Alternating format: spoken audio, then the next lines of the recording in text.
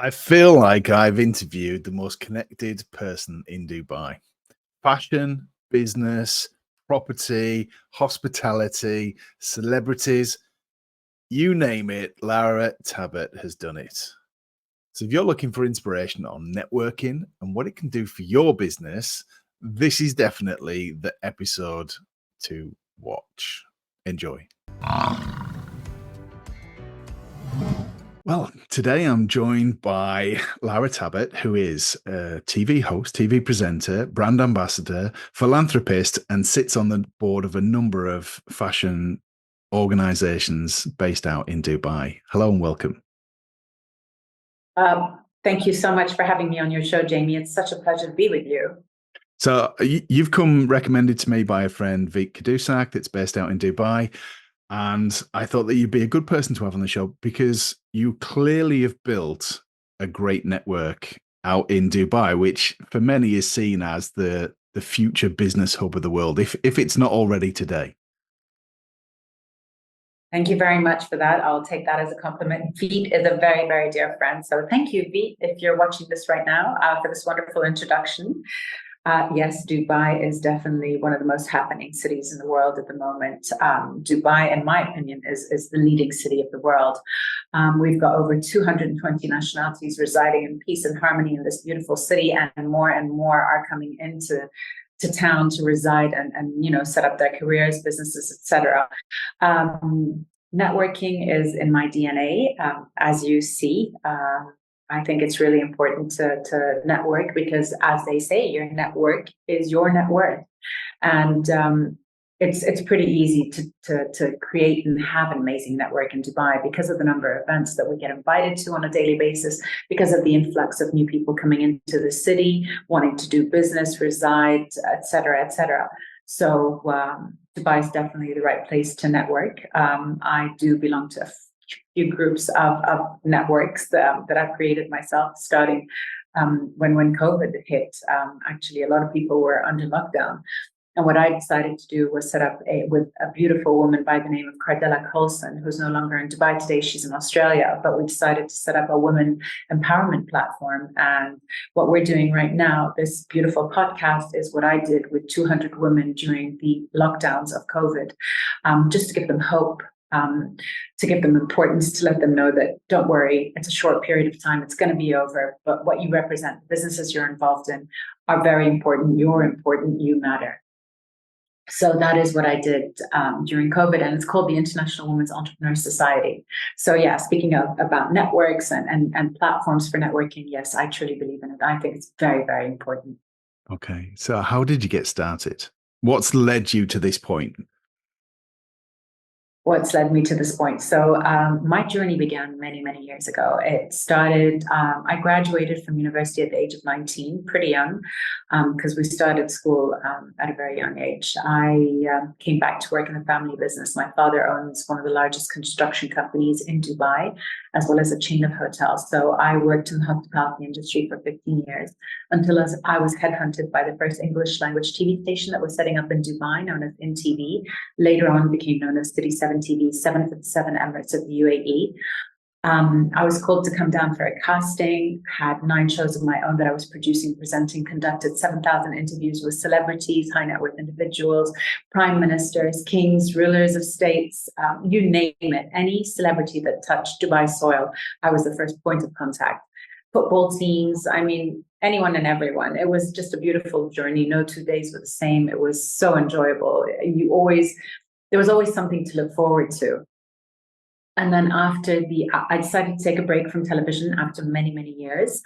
And then I got into philanthropy, which I enjoy tremendously. I'm part of something known as the UNHCR, which is a division of the United Nations, as well as an organization known as Emirates, Friends of Emirates Red Crescent in Dubai, where we do quite a bit of, where we host quite a few events, and whatever we raise during those events, we give to different organizations, not only in the region, but on a global level. So I am involved in quite a bit of charity work. I sit on the board of many different fashion councils where we organize fashion weeks in Dubai during the month of March and during the month of October, where we have local as well as international designers showcasing their collections.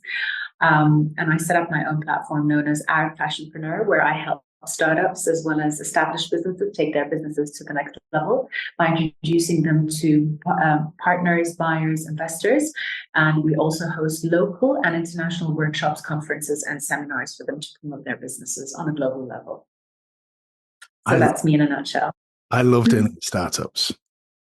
I think there's so much that we can do to help people that we now have as the benefit of being in business for a while, that if only we'd known at the start, it would have made life a lot easier. Absolutely. I couldn't agree more with you on that. Absolutely. So what kind of businesses are you involved in the fashion world? Are they fashion startups? Some of them are emerging designers. Some of them are very well established names. They're mainly into haute couture. Haute couture is very popular in the Middle East, especially in Dubai, especially in the UAE. We have a lot of watch brands from Geneva, Switzerland, Zurich. We have a lot of skincares from Monaco, as well as the US, which I represent and I work very closely with. A lot of jewelry lines from New York. Luxury real estate developers that target a certain niche segment of the market that I work very closely with. Recently, I've been approached by quite a few stem cell clinics from Tokyo that want to set up in Dubai. So we've done quite a few events, we've promoted them, and they're doing extremely well. As you know, stem cells is the future of medicine. Yeah, I mean, just luxury brands from different industry. So you've got the fashion brands, you've got the watches, you've got the jewelry, you've got the skincare, the real estate developers, the medical clinics. And as you know, I mean, health and wellness is a sector that is growing tremendously at the moment. So yeah. So for someone who's not based in Dubai, to help someone who's not based in Dubai, you've got a wealth of international experience, not just of dealing with different businesses, but living in different countries as well. What does someone need to know who wants to grow a business and grow their business in Dubai? Well, they definitely need to come down and study the market, or they can reach out to someone like me who has the expertise, knowledge, and know-how. But you definitely need to come down and study the market, see where the gap lies, and try to try to create a service, a product, try to create a business that could cater to that gap that exists in the market. And in Dubai, things are very fast. It's not like the rest of the world where it takes forever to set up a business, to get a trade license, to get your staff on your trade license, et cetera, et cetera. Things move very fast in Dubai, as you know. So my advice would definitely be to study the market, see where the gap lies, try and cater to something that doesn't exist. Dubai is known for most of the successful brands that we have in Dubai were the first to get in there. It's all about having the first watch or the first jewelry line or the first. If you're the first, you'll definitely succeed. But yeah, study the market, come up with a good product that will do well there. And yeah, I mean, to do business in Dubai is not very difficult. It's a great market. It's the land of opportunities. And I'm sure, if people work hard enough at whatever it is that they want to do there, they will definitely succeed. Okay, thank you. So this podcast show is called The Buffalo Sessions. And I explained to a guest that I have on it. In America, Native American Indians noticed that when a storm came, buffaloes would turn to face the storm. And when it got near, they would charge through it. They're the only animal that do that. Whereas cows run away from the storms. So I like to encourage people to be more buffalo. So I think that sometimes we all face different storms and challenges in life and business. And there are times where we might procrastinate over them. But when we tackle them, they're usually not as bad as we thought they were going to be. Absolutely. To help. So what's something that you thought was going to be a big challenge that you've dealt with in business?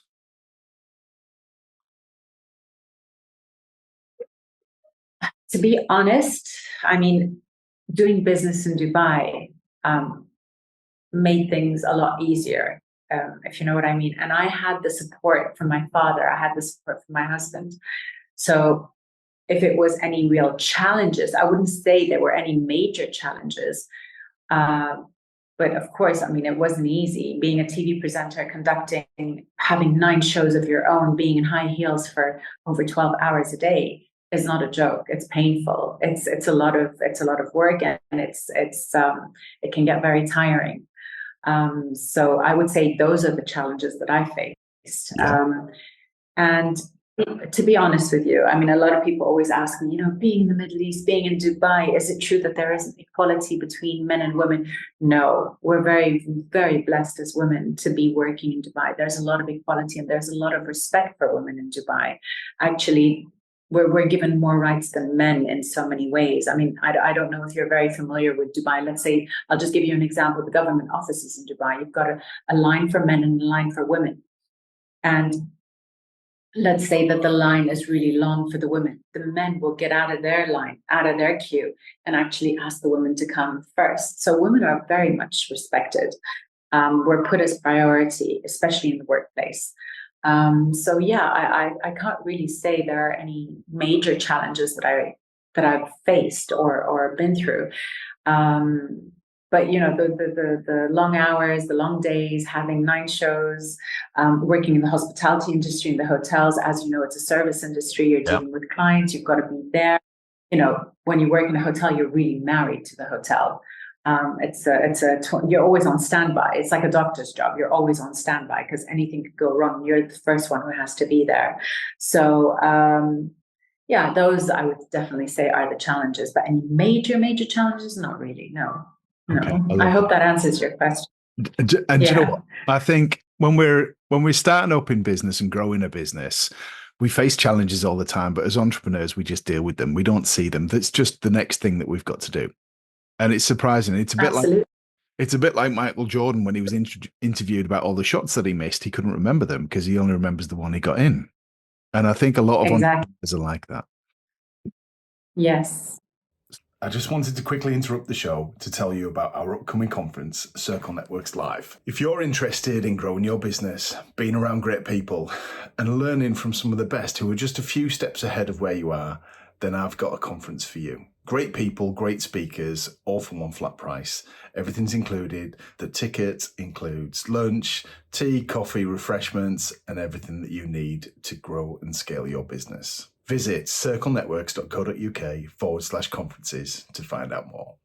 Someone wanting to build their network in Dubai then, if they came to you and said, so Lara, you've got an amazing network. What tips and advice would you give me on how to build a network? What would you share with them?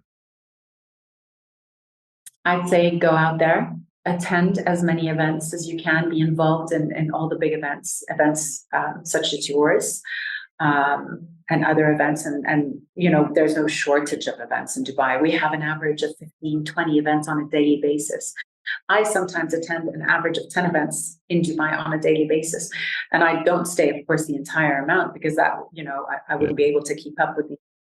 But of course, you've got to show support. You've got to be there because all these people come to my events when I organize my events. So it's got to be reciprocal. It's got to be vice versa, So, basically attend as many events as you can, get to know as many people as you can, exchange numbers, exchange business cards, do the follow-up, meet with them the following day, see the synergies that lie between you and them, see what you guys can do together, what kind of business relationship or even personal relationship, friendships that you can create. Because business at the end of the day is really based on trust and relationships. So basically meet as many people, show up, be there. And that's for me the secret and the best way to establish a great network around you. Okay, we're definitely on the same wavelength because the core value in our business is friendship fuels business. I think a lot of people meet people and introduce themselves by their name and their job title, and a lot of people switch off. Oh, you're an accountant. I already know an accountant. You're a coach. I already know a coach. When you start to get to know the person and their background and what they do outside of work, the person, people relax. I think a lot of the time we turn up to work and business with a mask on, and we are just our business. But when you get to know the person and find out more about them, in business, we need good friends around us, and those are the people that look out for us. And it's interesting. True. It's interesting there that you mentioned the follow up as well, because I find that a lot of people don't follow up. Hmm. But that's a big mistake because all it takes is that one phone call to meet the same person that you met today tomorrow, to see what you and this person could create together, what synergies lie between the two of you. It could be on a business level, it could be on a personal level, but there's no harm in doing that follow-up, because that follow-up could be magical. You could strike the biggest business deal the next day, but you won't know until you make that phone call and meet with that person. And I've met a lot of people, and just through that follow-up phone call, a lot of business has materialized out of it, and a lot of friendships have materialized out of it, which are friendships that I've had for the last few years, and one of them is actually one of my best friends today. So yes, it's very important to do that follow-up. It is. Yeah. I encourage people. So it's not just about meeting people, it's about meeting the right people that you've got things in common with, the same kind of values. And then if there's a synergy in Mhm. business, it becomes much easier because people like to deal with people that are like them. Exactly. Exactly. I couldn't agree more with you on that, for sure. Okay. What are you working on right now that perhaps people might be interested to find out more about? Okay, well, I've just hosted Emirati Women's Day. Emirati Women's Day is in its ninth edition. It's on August 28th every single year. And we had an incredible turnout. I mean, we had over 300 women there. That was a huge success. I had a beautiful panel of the most influential women from Dubai on the panel. So I had the first female aeronautical engineer, first female wildlife photographer, first female ship captain, first female PhD holder in emotional intelligence. Like they were the first of whatever it is that they pursued as their career path. So it was just a huge success. So that just happened 2-3 days ago. And now coming up, I've got a charity event that I'm going to be hosting with an organization in Dubai. I have a very, very big business event that's coming up that I'm already appointed as a brand ambassador for. We have a huge fashion week that's coming up in Dubai as well at the Mandarin Oriental. It's called the Afra Fashion Week. That I'm also the brand ambassador for. And there's quite a few other projects that I'm actually working with some people here in the UK that are moving to Dubai. And so we're going to be launching a very, very big platform in Dubai. But I'll tell you a little bit more about that when it's finalized. Okay, I'm intrigued now. Everybody loves something like that. I was like, I've got this thing that's really exciting, but I can't tell you about it yet. You're going to have to wait. Yes, but I promise, Jamie, you will be the first to know. Okay, Promise. I love the sound of that. Right, thank you very much. If somebody wanted to find out more about you and what you do, what's the best place, the best way for someone to do that? Absolutely. So I'm available on LinkedIn. My LinkedIn profile is Lara Tabet. I've got my 4 Instagram accounts, but the one that I'm most active on is Luxury with Lara. And then I've got my X account, Lara Tabet at 3, and of course my Facebook's Lara Tabet. But I think the best way to get in touch with me would be through LinkedIn or my Luxury with Lara Instagram accounts. Okay, brilliant. Thank you very much. You've given me and I'm sure listeners a real insight into yourself, and the opportunity that's available in Dubai. I think it's a very exciting time. Last question that I've got for you. What do you Sure. what are you most excited about what's happening in Dubai? What am I most excited about? Wow, there's quite a few things. So I love the fast-paced, the construction that's taking place. I mean, every day we have a new real estate development that's being launched. Recently, we've just had the tallest tower in the world that is under construction as we speak, largest mall in the world that's coming up.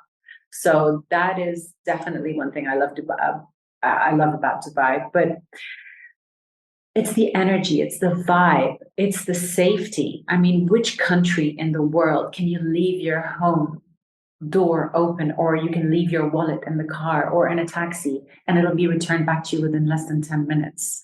We have the highest number of CCTV cameras in the world. Like everything is monitored. We have zero crime, to be honest with you. I mean, that doesn't exist anywhere in the world. So the safety factor, 220 nationalities residing in peace and harmony in one country.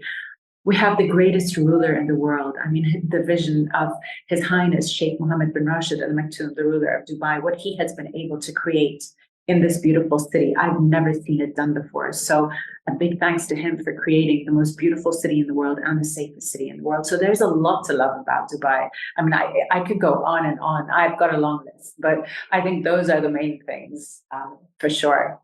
Okay, thank you. Well, if somebody wasn't inspired to take a more serious look at Dubai, and I know quite a few people that are interested in doing business there and expanding out there, you've definitely given them a few more reasons to take a serious look at it.